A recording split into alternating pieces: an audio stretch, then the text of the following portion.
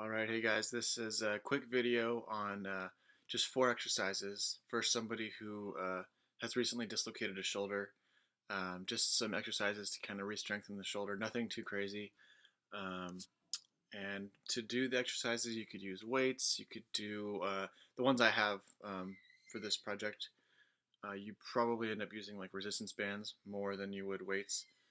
But either one would work. So the first one I have is internal rotation, and this one will be just isometric with some resistance. So say a band. So you have the band hooked up to say a doorknob or a pole or the wall somehow, and what you do is pretty much say if this was my injured shoulder, you'd hold the band here, and you'd get it to where there was tension, and you'd pull it this way, and you'd hold it right here.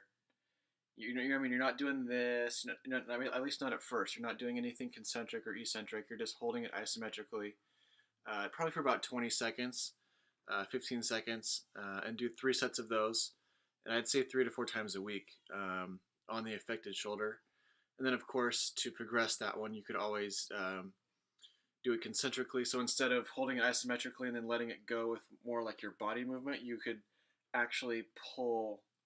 And then if eccentric was too much, you could always release with your body and then pull more. But then eventually you'd want to get to the point where you could eccentrically let the band release a little bit, and that would be a progression for that. Same thing, but the opposite direction, external rotation.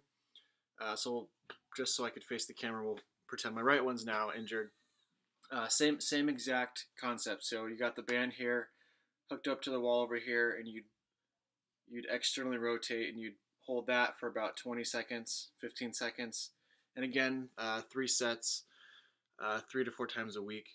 And then, of course, the same concept for progression as the previous one. You could get concentric or eccentric movements with that. Or, I mean, you could also get a heavier or a stronger band with more resistance. That'll obviously make it harder too. Another exercise you could do is called Codman's pendulum exercise, and this is really more so to improve range of motion, and it's really simple. It's almost like you've got a dead arm. You kind of just hang your arm off here, and you would just swing it, doing this in circles. And you'd probably start off pretty narrow, and then your goal is to really get a good range of motion. And you do this 15 rotations, and then you can reverse it and go the other direction. And if you do 15 rotations, you could do 3 sets. That one you could probably do 4 or 5 times a week.